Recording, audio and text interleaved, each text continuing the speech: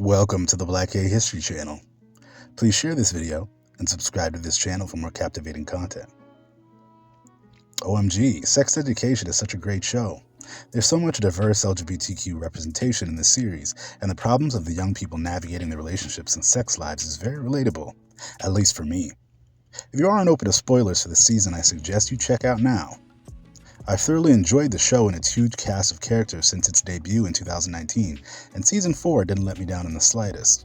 Our favorite characters, Otis and Eric, and their family's growth and drama feels real, properly paced out over the last 4 seasons, and Eric in particular has life-changing experiences in Season 4 that I and many other Black gay men can definitely relate to.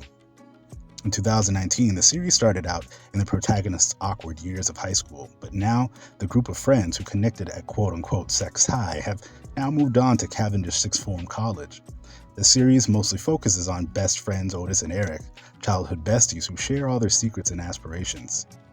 But in the 4th series, it seems that now that Eric and Otis are dating and finding partners, their priorities are changing and their friendship is becoming somewhat strained. Otis is straight and white, while Eric is black and gay with a very religious family, and whether Otis realizes it or not, he isn't there to support Eric and his aspiring goals, as Eric is there for him. Otis is so caught up in his long-distance relationship with Maeve, his girlfriend who has gone to college in the States, that he can't see that his best friend Eric is struggling with complexities of being a black gay Christian. This season, Eric's church-going mother is constantly pressuring him to go to Bible study and become a baptized member of their church, but throughout the series, Eric keeps getting hints from his family and church members that he would have to hide his identity in order to gain more responsibility in the church. Luckily, Eric and Otis are now attending a very liberal college that has a thriving LGBTQ community who embrace Eric with open arms. Plus, it doesn't hurt that Otis runs a sex ed clinic for students and there's already another student sex therapist on campus. The competition between these two rival sex therapists is a hilarious and great twist to this series. But from Eric's point of view, imagine having a sex therapist for a best friend who makes it his business to be there for the entire school but never seems to have time for you.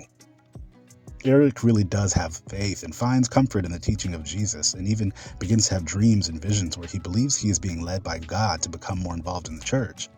At a gay club with his new college friends, Eric runs into another young man from church, and the two have a glorious hookup in the bathroom stall, but predictably, when they see each other at church, they have to pretend they're just friends. Even the star athlete Jackson, whose parents are lesbians, begins to question his own sexuality when a girl he has sex with stimulates his prostate, and he loves it. He even starts an intimate relationship with young trans man Cal, who I think has such a cool part in this series. Cal is also exploring his sexuality and hookups with Aisha, another queer girl at their school.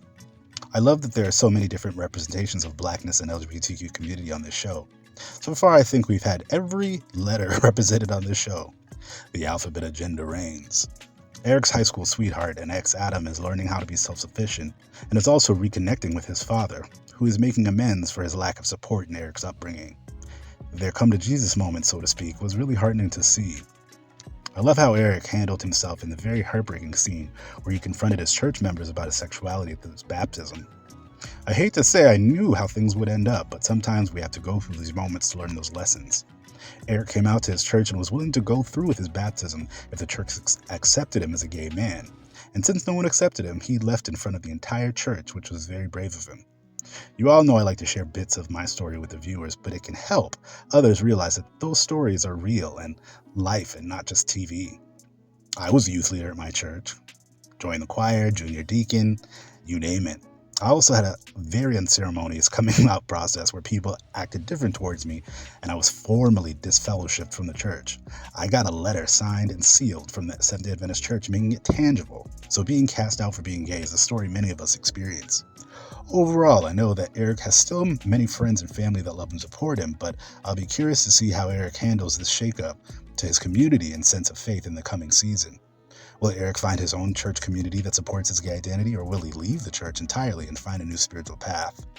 There's so much dialogue about gay people supporting the church in different ways, and for more topics on gay people of faith, go and check out our faith and spirituality playlists.